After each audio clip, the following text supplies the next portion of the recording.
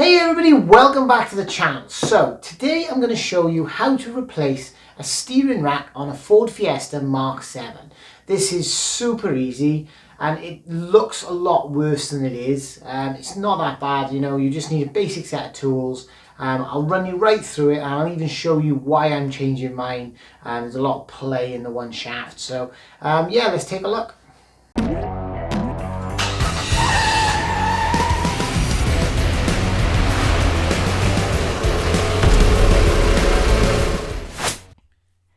And if you get value from this video, hit the like button and subscribe to support this channel. Right then, so the first thing I'm going to show you is the amount of play I have in my steering. Now, obviously I spotted this while I was checking this car over, but I basically noticed a load of side-to-side play in the wheel, which I first of all thought would be the track rod end, but under inspection I found that it was coming from the steering rack. Now, to see this play, you need to remove the steering gator on obviously the side where you have play. And once we get that out the way, you can see where it's coming from. So I'm just cut the cable ties off and pulled it back. Now this one's cable tied on. Sometimes they're held on with metal clips. Now you can see there is a hole in my gator, so whether that's caused my problem, I'm not sure. But yeah, let's put you in there. So if you look in behind the wheel, there you go. You can see now when I rock the wheel, you can see plain as day the amount of movement in the shaft inside the steering rack, which obviously is a new replacement rack. Now obviously I'm going to put it up on axle stands and make sure the car is safe before I do any work. So I've jacked him up, I've put two axle stands directly under the chassis rails, and then I have removed the front wheels. Now I put them under the chassis rails, not the sills, because it's a lot securer, and plus if you have rusty sills, sometimes the axle stands can actually go straight through your sills, so I always recommend putting axle stands underneath the chassis. So first thing I'm going to do is remove the rear engine mount. Now there's a few 13mm bolts. There is a little bracket with an electrical wire and a kind of bracket that goes up to the oxygen sensor. So I'm just going to remove all that and yeah, get that out the way. And then we'll drop the engine mount. Now I did take the engine mount completely out of the way. You could just take the main bolt out, but if you get it out the way, it gives you a little bit more room, especially when you're putting the subframe back up. Now there's these two little supports behind the subframe, so I'm going to take the two bolts out of the subframe, and what I'm going to do, I'm going to loosen the bolts on the actual chassis and I'm going to swivel them out of the way again so they don't foul the subframe. It's all about making things as easy as possible, so you want to remove as much as you can just to give you more room. So they're out of the way. Now next we're going to need to remove the anti-roll bar links.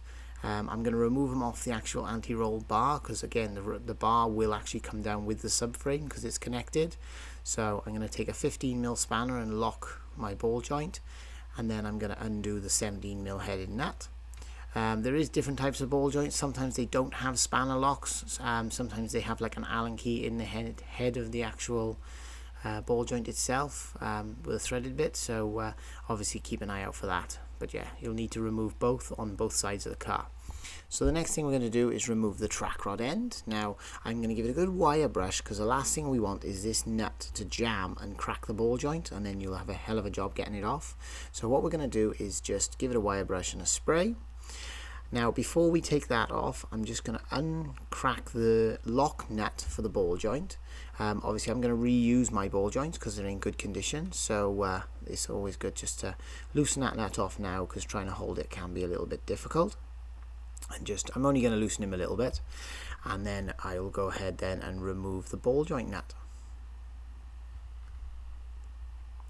Now obviously this is locked in on a taper lock, so you're going to have to hit it out. Now we don't want to hit it directly on top of the nut because we could damage the thread or the nut. So what I'm actually going to do is, rather than hit it on top, I'm going to hit the side of the arm and basically shock the ball joint out. It also kind of puts a bit of side force onto it and just, there you go, just pops it out of the ball joint, out of the taper, sorry. So we're going to get that out. Now obviously we're doing the same on the other side as this side.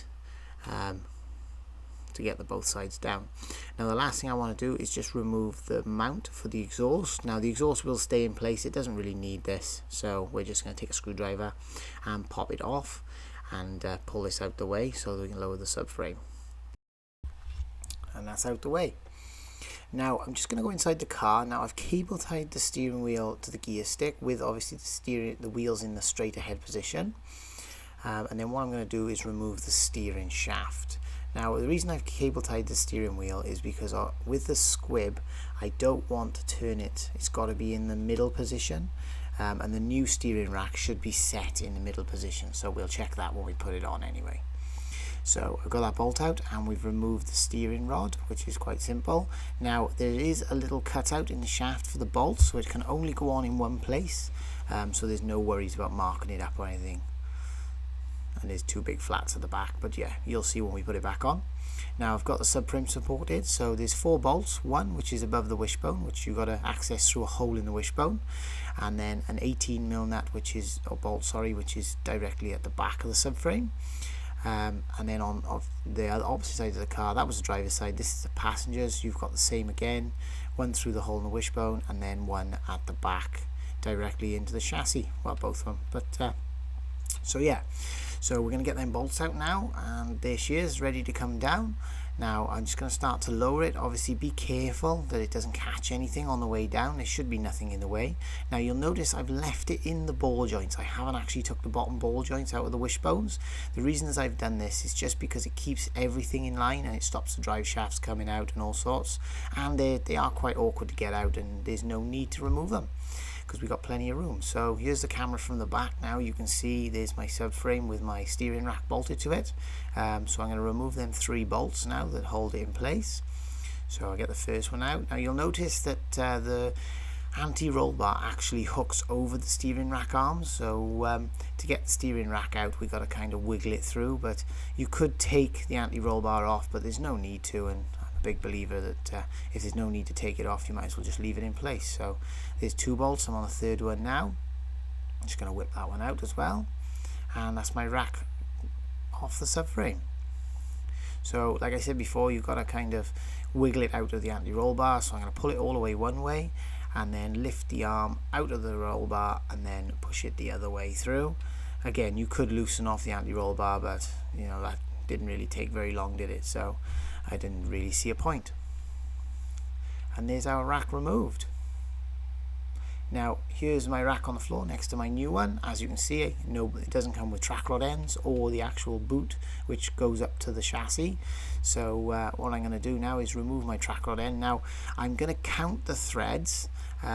It's up to you how you do this. I will be getting this vehicle tracked, but I'm a big believer in trying to put it somewhere near. Last thing I want to do is kill the tires on the way to get the tracking done. So I just counted the threads. Now I counted 20 threads on both sides. So what I do is I just count it on the new one, set the nut, and then wind the track rod end on.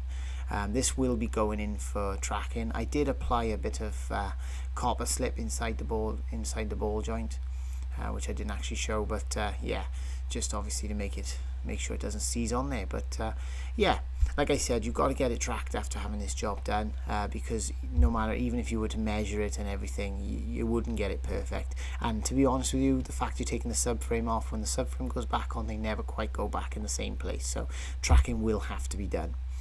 So this is the boot that goes up against the chassis. Now there is a little plastic clip, but that's it. You just basically give it a good pry and it comes off. And then with the new one, you just give it a good firm push and clip it into place. There is a little pointer there you can see that lines up to make sure it goes in the right place, and that's it. It's that simple. Nothing difficult about this. So here we have our new rack, so we'll start putting it back together. So I'm going to feed it back into the anti-roll bar again. Like I said, I was a bit, well, not lazy, but I didn't really see a point in removing the anti-roll bar. I might as well just feed it into place. Like I say, it's a little bit fiddly, but it doesn't exactly take much time, and sometimes them anti-roll bar bolts can snap and all sorts. It might be a good opportunity while you're doing this to also do the anti-roll bar bushes. I don't know, it depends if you've got any sort of play or anything, but there was nothing wrong with mine. To be honest, I did try to turn the bar out the way and it wouldn't move, so So there's my bolts put back into place and tightened. And now we're going to take a pry bar and just lift the subframe up so I can get a trolley jack under it. And then we're going to start jacking the subframe back into place. Now, the one thing you've got to be careful for is the shaft. So what I'm going to do, I'm just slowly jacking the subframe into place and just making sure that the boot and the shaft line up with the hole in the floor.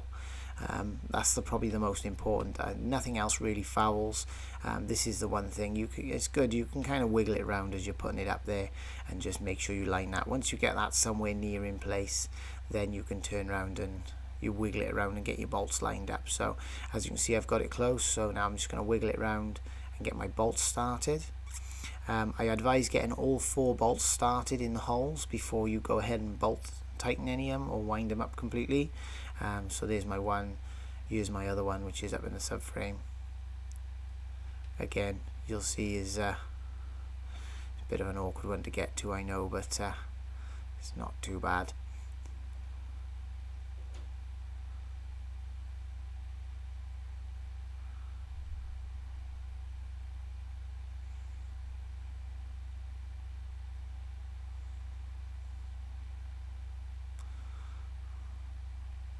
Like you say, just wind them in with your fingers to get them started. Now I can go ahead now, once I've got them all 4, and tighten them all. So I haven't showed you the other side, but you can pretty much get the gist of it. So tighten them up with the bar, make sure they're nice and tight. And there's my other one up through. This is what I was showing you with the hole in the wishbone. You've got to put a bar up through the hole to get to them, because the wishbone is in the way, but they did put a handy little hole there. And that's it. Now I've put the engine mount back in place, so everything's nice and tight. I've also put the bracket back on for the wiring for the O2 sensor and the nut. I've put the supports back on, which go from the subframe to the chassis, so they're back on and tight. And I've also gone ahead and put the exhaust rubber back on as well, which is just up the back of the subframe, so that's all back and connected.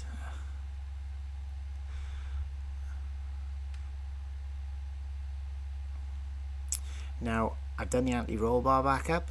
Again, nice simple job there. And the last thing I'm going to do under here now is put the track rod ends back together. Now, one thing I wanted to show you with the track rod ends, now I have this problem all the time, is you've actually, when you tighten these up, once the nut hits the nylock, you find that the ball joint just spins inside the actual ball joint itself, so you won't actually be able to wind the nut, because obviously when you take it off you rely on the taper lock holding it. So what I like to do is just put a little jack underneath the ball joint and just apply a little bit of weight to hold the shaft into the taper lock. So as you can see there, I'm winding it, but it's just not going down. The whole ball joint is just spinning and it won't tighten up. So what I'm going to do now is, so you can see it's just gone into the nylock and then it won't go any further. So you can zip them with a gun, but I'm a big believer of just putting a jack under it and giving it a tighten. So there we go.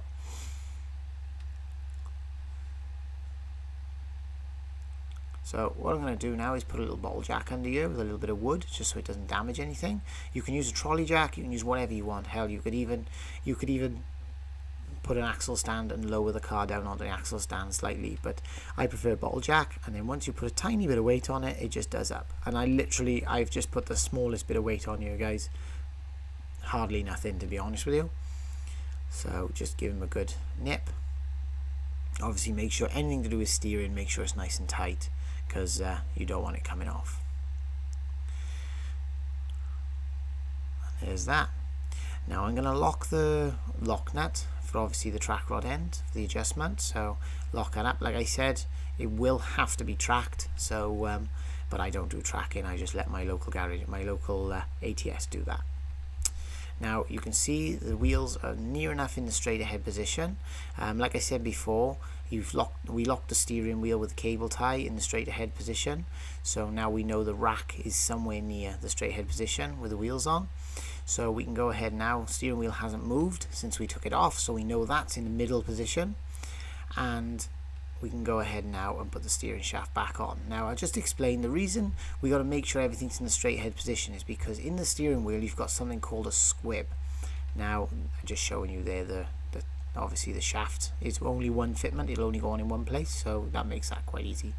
So what I was saying about the squib, so basically you've got so many turns left and so many turns right from middle, and if you overstretch them turns you will actually break the squib in the steering wheel and cause your airbag fault and your horn to stop working, and any controls you have on your steering wheel will stop working. So yeah, you have to make sure you keep that steering wheel in the middle position until you put the rack back on, and then you've got to put the rack on in the middle position and then go ahead and reconnect this shaft. It's that simple. Now I just basically put the shaft on and give it a bit of a tap to make sure it was home. A good indication, if you can put the bolt in and screw it in with your fingers, you know it's in the right place. Now as you can see, there was Loctite on this bolt originally, so I'm going to go ahead and just put a little bit of Loctite on here just to make sure it doesn't come undone. The last thing you want to do is lose your steering. And give it a good tighten.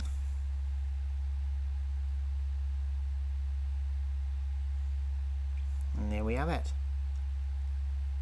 So there we go. So it is a little bit to the left once I connected it up, which you can see there now. My steering wheel is definitely not straight ahead and my wheels are pointing off a bit, but this isn't a huge drama, to be honest. Obviously I'm going to get it tracked, so this is, no two racks are ever the same, so this is why we need to get it tracked. But that's it, guys. That's all together and all done. I'm going to drop it on the floor, and yeah, thanks for watching. And if you get value from this video, hit the like button and subscribe to support this channel.